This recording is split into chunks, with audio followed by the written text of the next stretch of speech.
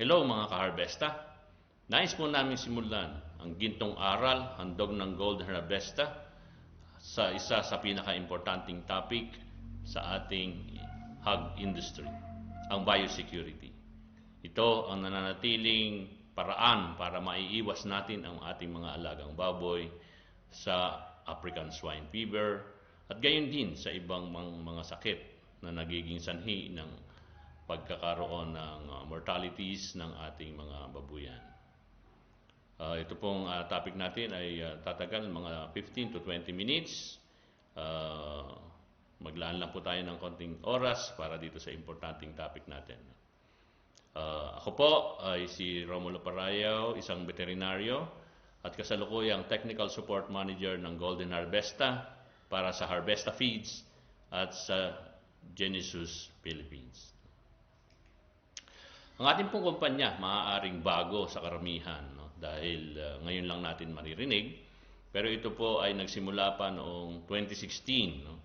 Nung mag-Sunny Persa or partnership ang Southeast Feed Corporation ng Pilipinas at ang Well Hope Feed Corporation ng China. No? Pareho po silang naka-invest, no, sa agriculture at nagpo-focus sa hog production. 2019 po, nang tinake ng Golden Harvesta ang opportunity na maging nucleus farm ng Genesus Genetics, no? Isa sa independent producers ng registered purebred swine in the world at kasalukuyang siya yung may-ari ng 80% ng registered breeding stocks sa Canada. Sa ating pong talakayan ngayon, narito ang mga nais nating bigyang pansin, na dapat nating pag-isipan. Ano ba ang African swine fever at ano ang naidudulot nito sa ating alagang baboy at gayon din sa ating kabuhayan? Bakit naging mabilis kumalat ang African swine fever sa Pilipinas?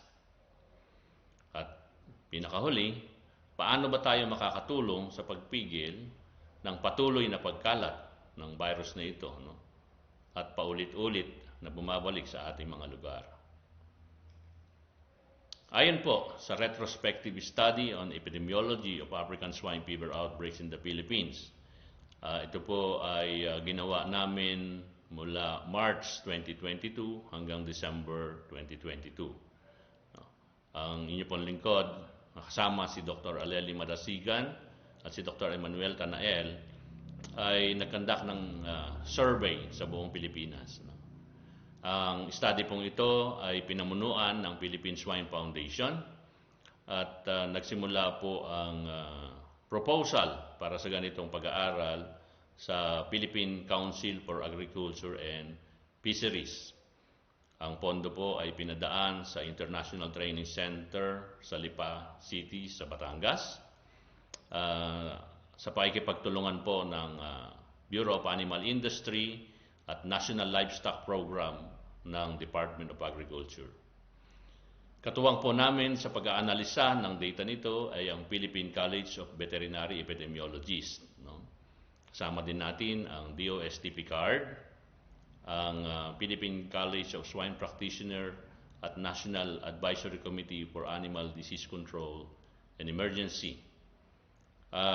Nakatuwang po namin sa data gathering, kung saan nagpunta po kami sa iba't ibang probinsya, munisipalidad at syudad, ay ang ating Provincial, City and Municipal Veterinarians League of the Philippines. So marami po ang nagtulong-tulong para tuklasin kung bakit at paano kumalat ang African swine fever sa Pilipinas. Nakakuha po kami ng 1,221 respondents at majority nito ay nanggaling sa Region 3 with 20.3%. Kasunod ang Region 4A, Region 1, Region 8. So sila po yung karamihan ng ating napuntahan. Ang layunin natin ngayon ay i-check ang ating biosecurity preparedness bago pa dumating yung African swine fever. Ito po ang ating mga nakuhang tugon. Only 5% uses farm gate disinfection So sila lang po ang nag-i-spray dun sa mga pumapasok sa kulungan ng mga babuyan. Yun sa nagpaparaan ng overnight, no? Sa isang bisita bago payagang makapasok o tinatawag natin itong downtime, ay ginagawa lamang ng 10%. At doon sa 10% na yon, only 15% ang mayroong holding area, no? So yung iba ini-stay sa hotel or sa bahay nung mismong may-ari, no? Bago payagang makapasok sa farm kinabukasan. Yung nagpipigil ng pagpasok ng mga personal na gamit ng tauhan ay ginagawa lamang ng 18%. Ibig sabihin may 82% po tayong magbababoy na pumapayag na ipasok ang cellphone, ang gadget, ang damit, no? Ang motorsiklo, no? Sa loob ng vicinity ng farm, no? Nung kami po ay may breeder farm, no? Bawat bisita na pipili ng dumalaga, barako, ay pinapaligo natin muna bago papayagang pumasok.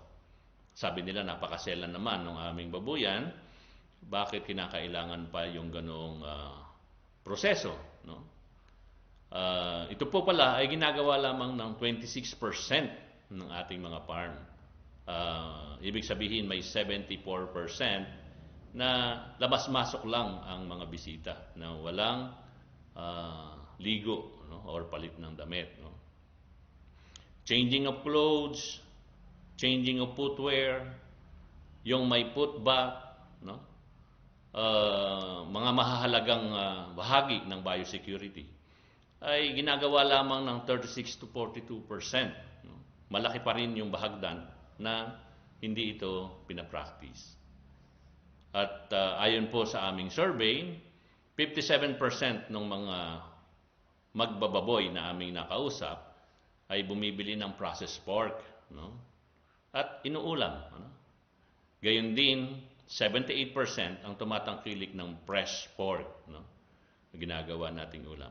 Malaking bagay po ang pagtangkilik natin sa ating mga lokal na karne ng baboy dahil ito ay ating produkto. Pero mahalaga po na malaman natin ang mga pamamaraan para i-handle ang mga karne, no? At makaiwas tayo sa maaaring maidulot nitong pagpasok ng mga mikrobyo, no? Ayon sa survey, bumibili ang mga tao sa wet market, no? 49% yung processed meat at 60% naman ang nabinibili ay mga fresh meat. Ang isa sa medyo nabahagian ng doubts or pagdududa ay yung pagbili natin ng karne sa ating mga kapitbahay, no? Kung saan kung minsan sa area kung mayroon ng report ng ASF ay kinakatay na ang sariling mga alaga at ibinebenta sa mga kapitbahay. At meron pong lumabas na 12% na tumatangkilik nito, no? Maalaman natin kung gaano ito kahalaga, bakit kinakailangan nating iwasan, no? Dahil ito pong mga karning ito ay hindi dumaan sa pagsusuri. Paano ba napasok ng ASF virus ang ating mga piggery, no? Isa sa katangian po ng ASF virus ay direct contact lamang siya makapagdudulot ng sakit sa baboy. Kailangan nga po siyang makain ng baboy para maging isang sakit, no? So kapag ang virus ay nasa labas lamang at hindi nakapasok sa ating babuyan, hindi po ito magiging sakit. Okay? Lahat, sinabi na ginawa na natin lahat ng pag-iingat para hindi tamaan ang ating baboy ng sakit na ito, pero napasok pa rin tayo.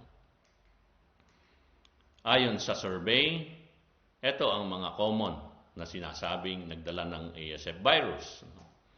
Yung biyahero, yung mga ahente, yung feeds or yung feed technician, karne or yung swill feeds, veterinaryo na bumisita sa babuyan, at mga ibang hayop, no? Ito po yung ating mga usual suspect. Minsan po sa isang aming lugar na sinarbiyan, mayroon pong mga pulis na nakasama sa audience. No? Kaya po, nung dumating sa slide na to, tinanong ko yung pulis, kapag ka po ba ang suspect natin na biyahero o middleman, ay wala naman sa site, no? Kung saan nagkaroon ng ASF. Ano po ba ang magagawa natin doon sa suspect na yon?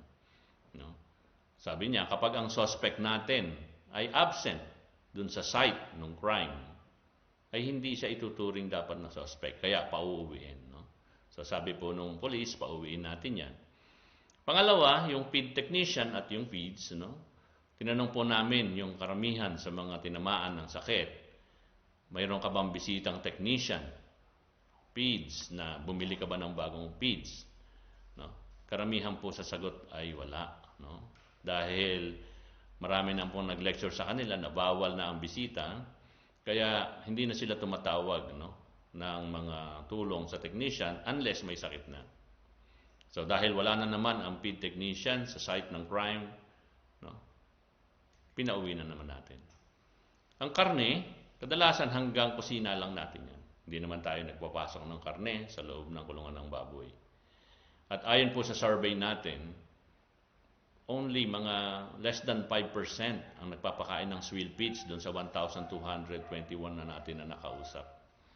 No? Maaaring ang swill feeds ay naging unang dahilan kung bakit nagkaroon ng ASF sa Pilipinas, dahil hindi naman tayo nag-import ng buhay na hayop noon, no? Bago tayo nagkaroon nito. Dahil ang virus ng ASF ay nabubuhay sa karne, maaaring ang mga na-import na karne or nakarating na karne sa Pilipinas through smuggling ay infected ng ASF, kaya nagkaroon tayo sa swill feeds. Pero ang naging sanhi ng pagkalat sa iba-iba nating lugar, mga kapitbahay, maaari pong ibang dahilan na. No? So, ang swill feeds dahil kakaunti lamang, no? Tinanong namin yung karamihan ng tinamaan, hindi naman din nagpapakain ng swill. No? So dahil sila ay medyo hindi gaanong suspect sa mga pagkalat ng ASF, pinauwi ulit natin. Ang veterinaryo, very seldom na matatawag ng isang magbababoy, no?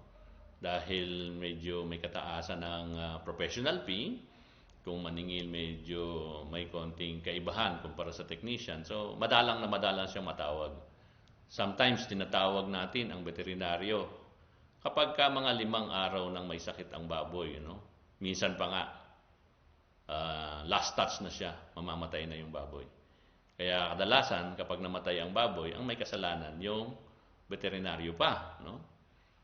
Kung sisistihin natin yung veterinaryo, no? Nung wala pa siya, buhay yung baboy ko, pero nung sinaksakan ng veterinaryo, maya-maya lang, namatay na. So, ganun kadalasan yung kwento pagka veterinaryo ang pumupunta sa babuyan. No? So, muli, tumatawag lang tayo ng doktor kapag malapit nang magkaroon ng pagkamatay yung ating baboy. Kaya, posibleng hindi naman siya ang nagdala sa atin. The usual, pag tinanong natin ang mga magbababoy kung meron bang bisitang veterinaryo bago nagkasakit ang baboy, karamihan sa isinagot ay wala. So, again, ang suspect natin, pauwi natin. Yung ibang hayop like barako, insekto, aso, no? Nagiging carrier lamang po yan kapag mayroon ng infection sa lugar. Halimbawa, ang aso magiging carrier lamang kapag nakahukay siya, no, ng karne, no, ng namatay na baboy doon sa pinagbaunan, no, ng namatay na baboy na may sakit. Lalo na kung mababaw lang ang naging pagkakabaon ng ating baboy na namatay, pwedeng makuha talaga ng aso yan. No? May personal experience po kami sa Samar kung saan bumibiyahe kami papunta sa site ng survey. May isang asong tumawid ng karsada, may daladalang malaking tipak ng karne. No? Hindi lang po namin na videohan dahil mabilis yung mga pangyayari, nakatago agad sa damuhan yung aso. No? So, yung pong barako, may pag-aaral po tayo dyan na kapag ang isang bulugan ay na-infect ng ASF, may kakayahan pa po siyang mag-serve. No? kahit mga 2 weeks, no? Dahil nung pong tinamaan yung ating AI center, sinubok po nating aralin kung hanggang kailan ba pwedeng mag-donate ng similya ang isang barakong positibo, no? Positibo na sa dugo ng ASF, ay napatunayan po natin kahit 2 weeks na, no? May ilang bulugan pa kaming kayang mag-serve, no? At magbigay ng similya. Ganon din po, yung similya na nakolekta natin sa kanila ay pinatest natin sa laboratory at ang lumabas ay positibo rin. Kaya ang hiniling po natin sa Department of Agriculture, sa Bureau of Animal Industry, ay pag-igihin ang kampanya na gamitin ang artificial insemination, no, over sa natural mating. At isa sa proposal po natin na ginawa ay i-accredit ang mga semen centers at kung sino man ang papasa ay payagan na makapagbenta ng similya sa Luzon, Visayas at Mindanao, no? Ang mga protocol na naigawa po natin diyan, dapat ang barako ay itetest sa PCR, ano, ang kanilang dugo kung may active infection, at itetest naman po sa ELISA, no, kung sila naman po ay survivor, no. Ibig sabihin, makikita po sa dugo nila kung may history, no, na sila ay na-expose at sila ay asymptomatic, no. So, muli, ito po ay mga short distance vector lamang, gaya ng langaw, no, at mga daga, no, na nagiging sanhi lamang kapag nandoon na mismo sa lokal natin yung sakit. Kaya lang yan, naubos na po ang ating suspect, no. Even yung baboy natin, no, nagtataka, who is the mysterious carrier of ASF virus? No? Sino talaga ang nagdala ng virus sa loob ng kulungan? Aralin po natin, no? Ang African swine fever virus po ay sakit na nakikita sa dugo, no? Kaya pinatetest natin ang kanilang mga blood, no, sa laboratory para malaman. At ayon sa pag-aaral, sa isang patak, no, ng dugo, may ASF virus na sangkatutak. Sabi po ng grupo ni Sandro Bloom, no, nag-review po sila ng articles about ASF noong 2020. Ang sabi nila, 1 ml of blood may contain millions of virus particles and 1 drop can initiate an outbreak, no? Isang patak lang po pala ang kailangan para magsimula ang isang sakit sa isang bansa, at isang patak lamang, no, ay pwede nang maging sanhi ng sakit ng ating babuyan. Paano ba nakapasok ang ASF sa atin, no? So, yung ASF virus na nasa dugo, alam na nating marami, no? Kapag nakapagkatay po tayo ng suspect na baboy, no, at nadala sa market, pwede pong kumapit yung virus sa kamay natin kapag bumibili tayo ng karne, no? The usual na behavior natin, hinahawakan natin ng ating bare hand ang karne ng baboy na pinipili natin. Siyempre, pag nagbayad ka na, gagamitin mo yung bare hand mo, no, sa paghawak ng pera, and then ibabayad mo yan dun sa tindera, na ganun din, yun din kanyang kamay ang gagamitin pag pagbibigay ng sukli. At ang sukli mo, ipapasok mo sa iyong bulsa, madidikit na sa iyong damit, no, ang kontaminasyon. Itong baboy na to kadalasan, tinataga yan dyan mismo sa site na yan. So, yung mga blood na tumatalsik, no, ay nahuhulog sa flooring, no, at maaaring makuha ng ating sapatos or sinelas pag nandun tayo. And ang pinaka very classic, no, paano ba nakuha ng kamay natin yung virus is kapag piniprepare na natin yung karne bago iluto. Okay? Nararamdaman natin madulas ang kamay natin pag humawak tayo ng karne. Ang African swine fever virus po ay may mga lipids, no, sa kanyang envelope, kaya medyo madulas din ang pakiramdam. So, nakasama siya dyan. Tapos, habang nagpe-prepare tayo, ano, tanghalian, biglang umiyak yung baboy natin, papakainin natin, no? And yung virus ay pwede nating maipasa sa mga baboy natin pag nagbigay tayo ng pagkain. Usually, pagka yung kamay natin ay nalagyan pa ng feeds, huhugasan pa natin yon para maging painom pa doon sa ating baboy. Nagtanong po kami, no, sa lahat ng ating mga seminar, Sino sa inyo ang nagsasabon ng kamay bago magpakain ng baboy? Alam niyo na po ang sagot. Wala pong nagsasabon ng kamay bago magpakain ng kanyang alagang baboy. Kaya po yung pagpasok ng virus, madalasan, tayo pa, no? Sa kamay natin nagdaan. So, sino ba ang carrier ng virus, no? Paano nakapasok sa kabila ng pag-iingat, no? Itong mga usual suspect na to, sa mga seminar ng gaya nito, sinabi natin iwasan. So, sila yung mga wala na sa scene of the crime.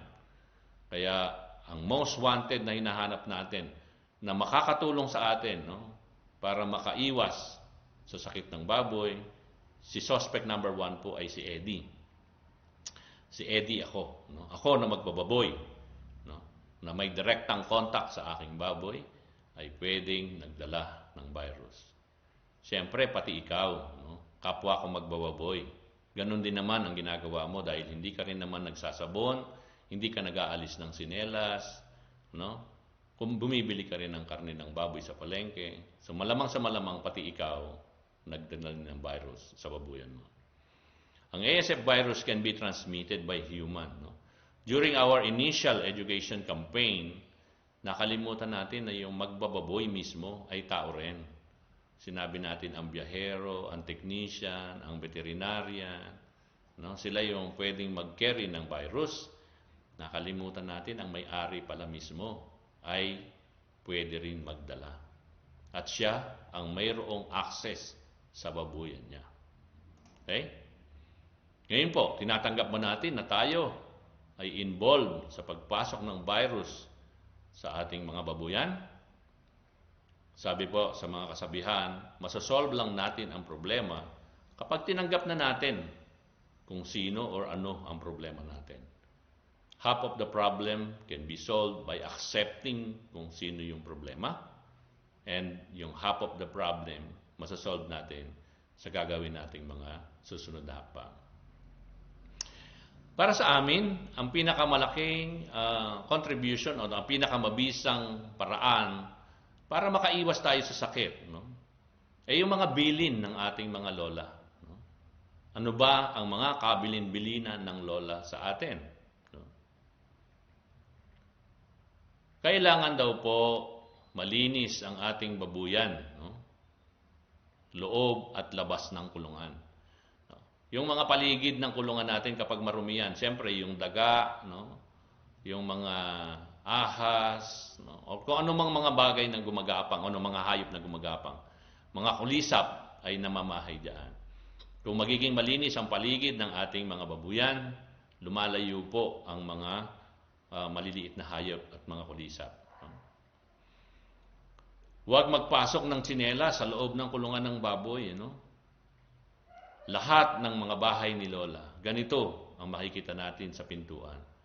Kapag may bisita, lahat ng tsinelas na iiwan sa labas ng pintuan. Bakit kaya ganyan ang mga natutunan ng lola natin at lolo natin? Alam nila na marumi ang mga tsinelas na ginamit na kung saan-saan napunta.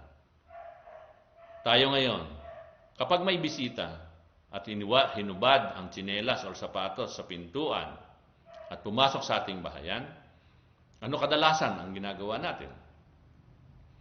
Kinukuha natin ang kanilang sapin sa paa at iniaabot, pinasusuot. No? Nahihiya tayo na malamigan ang kanyang paa. No? Kaya ibibigay natin ang kanyang tsinelas. Hindi ba natin po pwede na kung meron tayong ekstrang tsinelas na pag-aari natin at nasa loob na ng bahay, ay ipagamit natin sa kanila.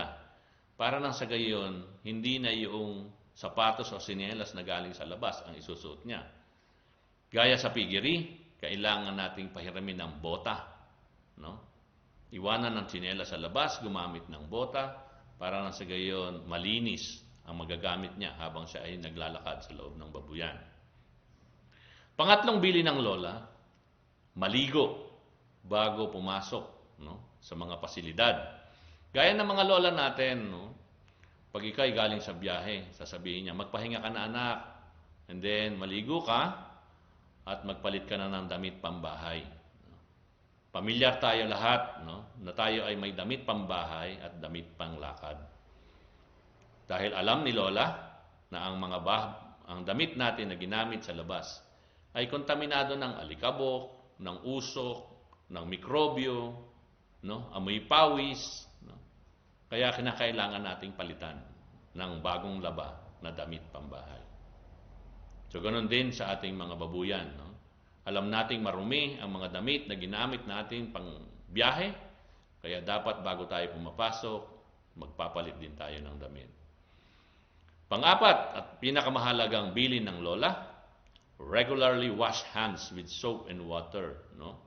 Magsabon tayo ng kamay tuwing papasok, magpapakain at magpapainom ng ating mga alagang baboy. Sabi ni Lola, putulin yung chain of infection, no? Tanggalin ang mga mikrobyo sa kamay bago pumasok. Napakahalaga ng pagsasabon. Ito ay maaaring isa sa pinakamurang paraan para umiwas sa sakit, no? Siyempre, huwag nating payagan, no, na kung sino-sino ang pumapasok sa babuyan natin. Ang mga mahahalagang tao lamang, mahahalagang bagay lamang ang dapat nakakapasok dito. Okay? Ito yung mga basic biosecurity sa mga piggeries, no? Ang Philippine College of Swine Practitioner po ay mayroon ding rekomendasyon, no, para dun sa mga magtatayo ng babuyan, no? Mula sa pagpili ng tamang location, no, yung mga distansya sa mga pasilidad gaya ng slaughterhouse, ng mga kapwa babuyan, ng mga bahayan, no, ay nasasakop na po doon sa mga rekomendasyon na yon. Kasama na po yung paliligo, pamamalit ng damit, pagmamalit ng sinelas, no, at yung pag-practice ng downtime, no. Maaari po natin pag-usapan itong biosecurity para sa mga commercial farms sa ibang talakayan, no. Gaano ba kabilis ang pagkalat ng African swine fever, no? Pag ito ay nasa loob lamang ng isang babuyan, mabagal lang, no? Kung sino lang ang kanyang kamarites, kakwentuhan, sila lang ang tatamaan, no? Gaya dito sa binigay na slide ng Ilangco, no? Kapag may isang tinamaan, ano, yung isang pulang dot sa upper left na drawing, kapag ang tumama ay foot and mouth disease in comparison sa ASF, no, halos 98% po, no, ng mga laman ng isang babuyan ay pwedeng mahawahan dahil ang foot and mouth ay isang airborne na sakit. Dito naman sa lower right, ano, kapag CSF or hog cholera ang tumama sa isang babuyan, ang isang may sakit na baboy ay pwedeng magkalat ng 50%, ano, ng kanyang populasyon. At doon sa populasyon ng 50% na yon, ang pwedeng maging mortality ay 25%. So marami pa rin yung maaapektuhan. Sa African swine fever virus, ilan kaya, no, ang pwedeng tamaan? Ayon po dito sa slide na to, sa bandang baba ng kaliwang side ng diagram, 10 lang ang pwedeng maapektuhan ng isang baboy, no? Kaya at ang pwedeng mamatay ay 9 lamang. So pwede pala, dahil siya'y mabagal kumalat, pwede pala nating masugpo ang African swine fever, no, sa pamamagitan ng maagap na pag-detect ng baboy na may sakit, no, at pag-isolate o alisin natin siya sa loob ng kulungan, no, ilipat natin ng ospital, no, para doon natin siya obserbahan, no. Dati, pag nagkakasakit ang baboy natin, ginagamot na natin mismo doon sa kinalalagyan niya. Ngayon, no, dapat magbago na tayo dahil dala ng new normal situation. Dapat pag meron tayong may sakit na baboy, hinihiwalay natin agad ng kulungan, no. Isa ito, no, sa pwede nating maging tools, no, sa mga way forward na gagawin nating mga pamamaraan para makaiwas sa sakit na African swine fever, no. So mas mahirap po kapag yung ASF virus ay nadala sa slaughterhouse at naibenta, no. Sabi nga, kapag nasa loob ng pen, wala pang 3 ang pwedeng mahawa. Sa magkabilang pen, no, sa kapitbahay niya kulungan, 1.4% lang ang pwedeng tamaan. Isa po sa madalas masisi sa pagkalat ng ASF ay ang mga biyahero. Tanggap po natin yan. Ang mga biyahero na namimili ng baboy sa munisipalidad, 78% ng binibiling baboy ay kinakatay lamang sa loob ng munisipyo nila. No, dito po sa slide na to, 16% lang ang tumatawid ng probinsya. No? So, ibig sabihin, kapag ikay taga Nueva Ecija, ang bibili ng baboy sa iyo, karamihan, 78% yan ay nasa Nueva Ecija rin. No? At ang tatawid lang ng Bulacan or Metro Manila, 16% lang. Pag national naman, no, lately lang po ito naging allowed, no, dahil nakakabiyahe yung Visayas, Mindanao na baboy going Luzon, ay 5% lamang, no, ang populasyon. And yung tumatawid ng mga region, no, napakadalang lang, 1% lang ang sinasabi. Okay? Sa bawat isang slaughterhouse ay ayon po dito sa ating survey ay nagsiserve ng 24 na biyahero. At yung 24 biyahero na yon, no, ay nakapagdadala ng 48 heads, no, on average sa isang slaughterhouse.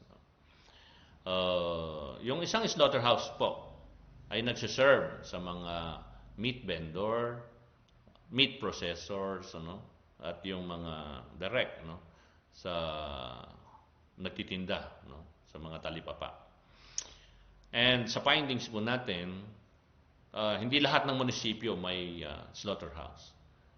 At on the average, ang isang slaughterhouse ay nagsaserve ng 3 munisipyo. Okay? Kung mag-estimate po tayo ng isang fattener, no, na 100 kilo, pag kinatay po natin sa slaughterhouse yan, ay nag-yield po yan ng 75 kilos na karne. No? At yan po, sa presyo ngayon, ay nabibili ng isang pamilya, 1 kilo lamang sa isang araw. Kaya sa bawat 100 kilong baboy na fattener, posibleng mabili ng 75 families. So ito po ang dinadaanan ng karne, no? Ito yung transmission pathway. No? Kaya ilang kaya doon sa 75 families ang farmer, no? So on estimate po, mga 25% no, pamilya na nakakabili ng karne ay mga farmer, no? Na 57% bumibili ng processed meat and 78% bumibili ng fresh meat. Ngayon, kung sakasakali ba na nag-aalaga ka ng baboy at tinamaan ng ASF, ano ang mga posibleng gagawin natin sa ating mga alaga? Mahirap magdesisyon, di ba? Kaya magpadala tayo ng kaibigan natin, no? Narito si Angel Pig, no? Ano ba ang pinapayo ni Angel sa mga magbababoy, no? Kailangan hindi lumabas ang baboy na may sakit, ano? Mag-biocontainment para hindi kumalat. Kung kinakailangan i-isolate ang may sakit, and then kung ma-found out, no, sa testing na ito'y positive, pwede na itong ikal at ibaon, no? Huwag payagang lumabas ng babuyan. Siyempre, sa pagdedesisyon natin, may kinukonsider tayo, no? Merong isang anghel din na nagpapayo sa atin, no? Ano naman kadalasan ang pinapayo nito? Benta mo na yan, magkakapera ka pa. Hindi naman nakakahawa sa tao ang ASF, no? So ito po ang dalawang pinagpipilian palagi ng isang magbababoy kung ano ang magiging diskarte niya sa baboy niyang may sakit. Ngayon, kapag sakali ang naging desisyon niya ay ibenta ang isang baboy na may sakit, isang biyahero ang nakontaminate ng ASF, no? Na nadala sa slaughterhouse at na-infect ang isang slaughterhouse. Siyempre, pwedeng makontaminate yung 3 dadaanang mga tindahan, no? Yung meat vendor, meat shops, at saka yung nasa mga talipapa. Dahil 3 munisipyo ang sineserve ng isang slaughterhouse, pwede rin ma-infect yung 3 munisipyo. Kaya ganun kabilis kumalat ang ASF sa Pilipinas dahil may iilang baboy na may sakit ang nakatay at naibenta sa publiko. No? So imagine natin kanina, 100 kilo yung fattener na may sakit na ASF, 75 kilos na karni ang contaminated ng ASF, na nabili ng 75 families, na may 25% na farmer, yan na.